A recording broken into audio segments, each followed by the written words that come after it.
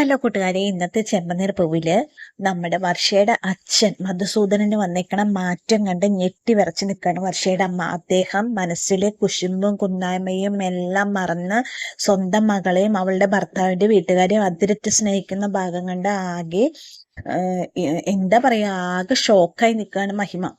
മഹിമയോട് പറയുന്നുണ്ട്, നിന്റെ വായിൽ നിന്ന് അവരെ വേദനിപ്പിക്കുന്ന രീതിയിൽ എന്തെങ്കിലും ഒരു കാര്യം പുറത്തു വന്നാൽ പിന്നെ ഈ മധുസൂദന്റെ ഇങ്ങനത്തെ മുഖാവില്ല നീ കാണുക എന്ന് പറയേണ്ട ആള്. അപ്പൊ ആൾക്ക് വന്ന മനമാറ്റം എന്തുകൊണ്ടാണ് എന്നുള്ളതാണ് ഇന്നത്തെ എപ്പിസോഡില്. അപ്പൊ കൂട്ടുകാരെ, ഇന്നത്തെ ചെമ്പനീർ പൂവിലേക്ക് എല്ലാ കൂട്ടുകാർക്കും സ്വാഗതം. വർഷ ഗർഭിണിയാണെന്നും വർഷ ഡോക്ടറെ കാണാൻ കൂട്ടാക്കാതെ അബോർഷൻ ചെയ്യാൻ വേണ്ടി നടക്കുകയാണ്. പക്ഷെ ആരെ അറിയിക്കാതെ ഗർഭിണിയായി നടന്നിട്ടും പൂ കൊടുക്കാൻ പോകുന്ന വീട്ടില് ഡോക്ടർ പറഞ്ഞിട്ട് രേവതി വിവരം അറിയും, രേവതി സന്തോഷവാർത്ത ചന്ദ്രോദയത്തിൽ പൊട്ടിക്കുക, അങ്ങനെ എല്ലാവരും വർഷ ഗർഭിണി എന്നുള്ള വിവരം അറിയുകയും ചെയ്തല്ലോ. അത് കഴിഞ്ഞ് ശ്രീകാന്തിനെ അറിയാം വർഷയ്ക്ക് പ്രസവിക്കാൻ പേടിയാണ്, അതുകൊണ്ട് കുഞ്ഞിനെ ഇല്ലാതാക്കുന്ന അറിയണം. കാരണം ശ്രീകാന്ത് മനസ്സിലത്തെ ടെൻഷൻ സച്ചിയോടും രേവതിയോടും തുറന്നു പറയുന്നുണ്ട്.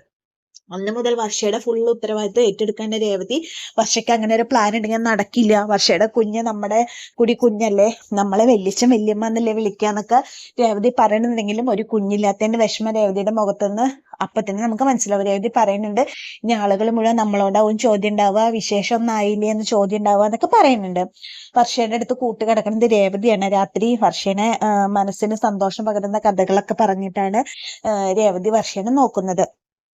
ഇതിനിടയിൽ വർഷ പ്രഗ്നന്റ് ആണെന്ന് ചന്ദ്രമതി വർഷയുടെ അമ്മയെ വിളിച്ചു പറയുകയും അങ്ങനെ മഹിമ വർഷേനെ കാണാൻ വീട്ടിലേക്ക് വരികയൊക്കെ ഉണ്ടായി. പക്ഷെ വർഷ ഭയങ്കര ചൂടായിട്ടാണ് മഹിമയോട് പെരുമാറിയത്. മഹിമ പറയുന്ന ചോദ്യങ്ങൾക്കൊക്കെ വളരെ റഫായി സംസാരിച്ചു. മഹിമ മോളേനെ അങ്ങോട്ട് കൊണ്ടുപോകാൻ നോക്കുമ്പോൾ വർഷ ചൂടാവും, വഴക്കുണ്ടാക്കാൻ വേണ്ടിയിട്ട് അമ്മ എന്തിനാ അങ്ങോട്ട് വന്ന്, അമ്മ എന്നെ കാണാനില്ല, വന്ന് കണ്ടില്ലെങ്കിൽ പോയിക്കൂടെ എന്നൊക്കെ ചുട്ട് ആട്ടി വിടാണ്. അപ്പൊ മഹിമ അവിടുന്ന് ദേഷ്യം വന്നിട്ടാണ് പോണത്. മകള് ഗർഭിണിയാന്ന് പറഞ്ഞിട്ടും സ്വന്തം മനസ്സിൽ ഈഗോ വെച്ചിട്ടും മകളെ കാണാൻ കൂട്ടാക്കാതെ നിൽക്കാണ് മധുസൂദനൻ.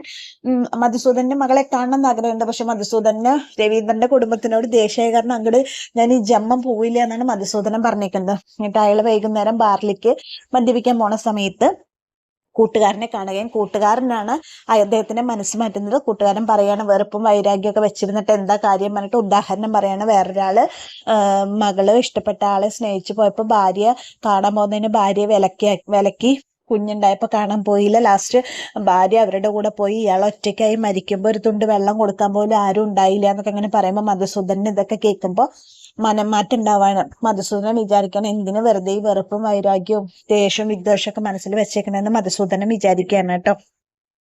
പിറ്റേ ദിവസം രാവിലെ ചന്ദ്രോദയത്തിലെ ഫുഡ് ഉണ്ടാക്കി ബ്രേക്ക്ഫാസ്റ്റ് കഴിക്കാൻ സുധിക്ക് സ്പെഷ്യലായിട്ട് ചന്ദ്രമതി മസാല ദോശ ഉണ്ടാക്കി കൊടുക്കണു. അപ്പോൾ എല്ലാവരും ചോദിക്കുന്നുണ്ട്, ഇത് എന്താ സുധിക്ക് മാത്രം സ്പെഷ്യൽ ആക്കുമ്പോൾ അവനാ ഉണ്ടാക്കി കൊടുക്കാൻ വേറെ ആരുമില്ല, അപ്പൊ ഞാൻ തന്നെ ഉണ്ടാക്കി കൊടുക്കണം എന്നൊക്കെ പറയുന്നുണ്ട്.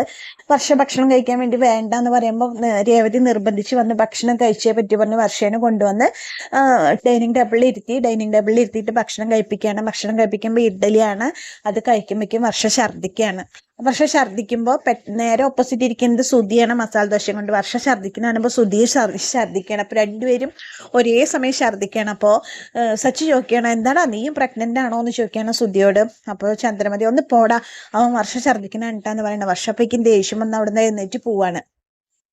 അവിടുന്ന് എഴുന്നേറ്റ് പോയി രവീന്ദ്രൻ ചോദിക്കും ശ്രീകാന്തിനോട്, നീ വർഷ ഡോക്ടറെ കാണിച്ചു ചോദിച്ചപ്പോൾ ഇല്ല അച്ഛാ പറയുമ്പോൾ, ഇനി എവിടേക്കാണ് നീട്ടി കൊണ്ടുപോകണേ, അവളെ കൊണ്ടുപോയി ഡോക്ടറെ കാണിക്കുന്നു പറയാണ്.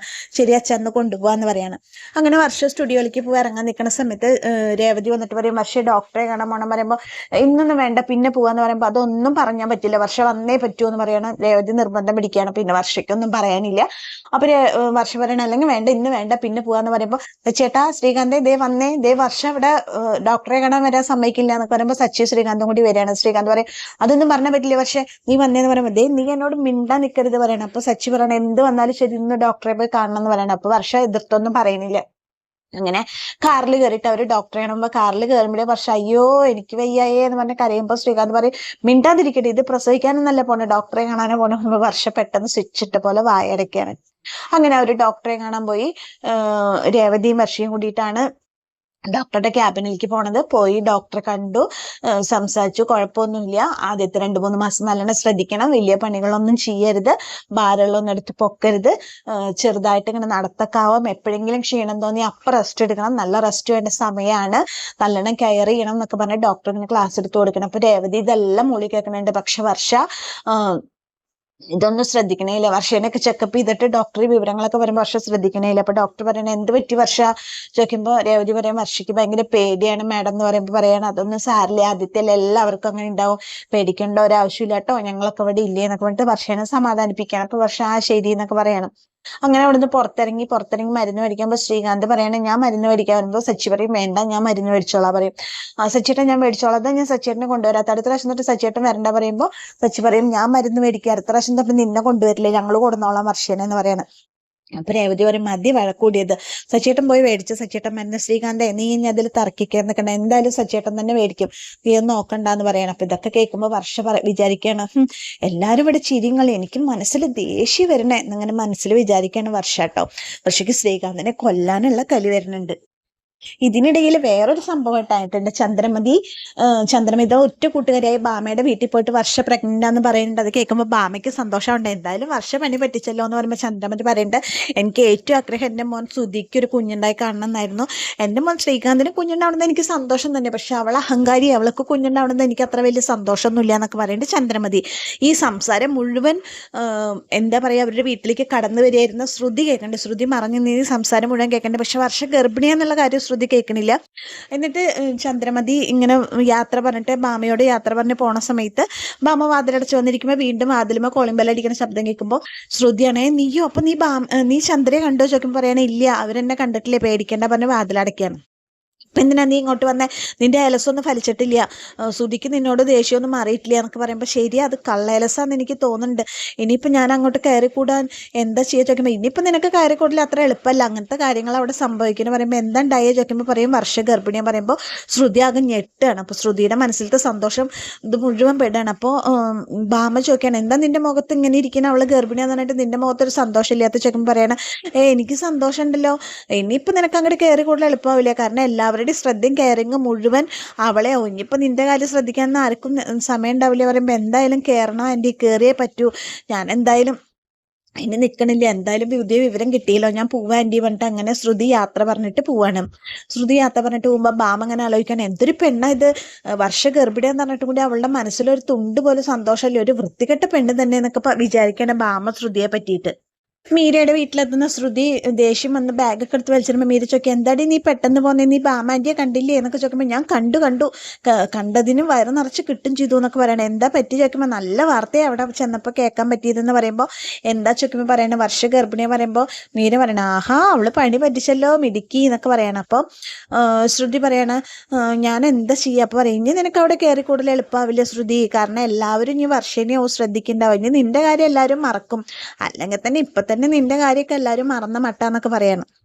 അപ്പൊ ശ്രുതി പറയണേ എനിക്ക് എന്തെങ്കിലും ചെയ്തിട്ട് അവിടെ കയറി കൂടിയേ പറ്റൂ, എനിക്ക് കയറാതെ ഒരു നിർവാഹമില്ല, ഞാനും ഗർഭിണിയാന്ന് പറഞ്ഞാലോ പറയുമ്പോൾ മീര പറയണേ ഗർഭിണിയാണ്, അപ്പൊ നീ ബാമൻ്റെ അടുത്ത് പോയിട്ട് വർഷ ഗർഭിണിയാന്ന് അറിഞ്ഞതിന് ശേഷം നീ ഇത് പറഞ്ഞെന്ന് പറയില്ല വെക്കുമ്പോൾ ഇല്ല ഞാൻ എത്ര ദിവസമല്ലേ അവിടെ നിന്ന് പോന്നിട്ടായിട്ടുള്ളൂ, ഞാൻ ഗർഭിണിയാന്ന് പറഞ്ഞ എന്തായാലും എന്നെ അങ്ങോട്ട് തിരിച്ചു കയറ്റാതിരിക്കില്ല, അവർക്ക് എന്നെ കയറ്റാതിരിക്കാൻ പറ്റില്ല. അപ്പോൾ ഇനി നീ അവിടെ പോയിട്ട് ഇത് എളുപ്പമാണോ ശ്രുതി, അടുത്ത ഒരു നുണയ്ക്ക് മുകളിൽ അടുത്ത നുണ നീ പറയാൻ തുടങ്ങുകയാണോ, നീ അവിടെ പോയി കുറച്ച് ദിവസം കഴിയുമ്പോൾ വയറൊക്കെ ആകുമ്പോൾ നീ എന്ത് ചെയ്യും, അതൊക്കെ ആക്കാൻ നീ എന്ത് ചെയ്യും ചോദിക്കുമ്പോൾ ശ്രുതി പറയണം അവിടെയുള്ളൊരു മണ്ടന്മാരല്ലേ അവരെയൊക്കെ എന്തെങ്കിലും പറഞ്ഞ് വിശ്വസിപ്പിക്കുക പറഞ്ഞ ശ്രുതി നീ ഒരു കള്ളത്തിന് 100 കള്ളങ്ങൾക്കാണെങ്കിൽ പോണത്, നീ ഇനി ഇത് റിസ്ക് എടുത്തിട്ട് ഇത് ചെയ്യാനാണോ നീ അങ്ങോട്ട് പോകണമെങ്കിൽ എന്തായാലും ഗർഭിണിയാന്ന് പറഞ്ഞ് അവിടെ കയറിക്കൂടാം, അത് കഴിഞ്ഞ് 2-3 ആഴ്ച കഴിഞ്ഞ് കഴിഞ്ഞാൽ അബോർഷനായി എന്ന് എന്തെങ്കിലും പറയാം, ആ മണ്ടന്മാർ അതൊക്കെ വിശ്വസിച്ചോളും എന്നൊക്കെ പറയണ ശ്രുതി. ഞാൻ എന്തായാലും തീരുമാനിച്ചു, എങ്ങനെ എന്തെങ്കിലും കള്ളം പറഞ്ഞ അവിടെ കയറിക്കൊണ്ട്, അപ്പൊ നീ ആരോട് പറയും, അതിന് പറ്റിയ ആള് ബാമാൻറ്റി തന്നെയല്ലേ, ബാമാൻറ്റിയോട് പറഞ്ഞ ശരിക്ക് ബാമാൻറ്റി വിശ്വസിച്ചോളും, ബാമാൻറ്റി അത് ചന്ദ്രാൻറ്റിയോട് പറഞ്ഞോളും, ഞാൻ എന്തായാലും ഈ വിവരം പോയിട്ട് ബാമാൻറ്റിയോട് പറയാം, അതാ നല്ലതെന്നൊക്കെ പറയണ ശ്രുതി. ഇത് വേണോ ചോദിക്കുകയാണ് മീര, വേണം അല്ലാതെ വേറെ വഴിയില്ല, എനിക്ക് അവിടെ കയറിക്കൂടെ, ഞാൻ ഗർഭിണിയാന്ന് അറിഞ്ഞാൽ മാത്രമേ ഇനി എന്നെ അവരവിടെ തിരിച്ചു കയറ്റുള്ളൂ എന്നൊക്കെ പറയണം. അപ്പോൾ നീ ഇത് നുണയാന്ന് അറിഞ്ഞു കഴിഞ്ഞാൽ അവര് നിന്നെ വീണ്ടും ചവിട്ടി പുറത്താക്കില്ലേ, അതൊന്നും ആവാതെ ഞാൻ നോക്കിക്കോളാം എന്നൊക്കെ പറയണ ശ്രുതിക്ക് എന്തായാലും ആദ്യം കുഞ്ഞ് വേണ്ടാന്ന് പറഞ്ഞാലും ശ്രുതി ഇപ്പൊ നല്ലോണം ഒരു കുഞ്ഞിനെ ആഗ്രഹിക്കണമെന്ന് എനിക്ക് നന്നായിട്ട് അറിയാം, അപ്പൊ ഞാനൊന്ന് അഭിനയിച്ചാൽ എനിക്ക് അവിടെ തിരിച്ചു കയറാം എന്നൊക്കെ പറയണ ശ്രുതി.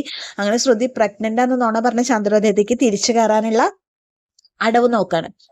അത് കഴിഞ്ഞ് വർഷയുടെ വീട്ടില് മധുസൂദനൻ കോണി ഇറങ്ങി വരികയാണ്.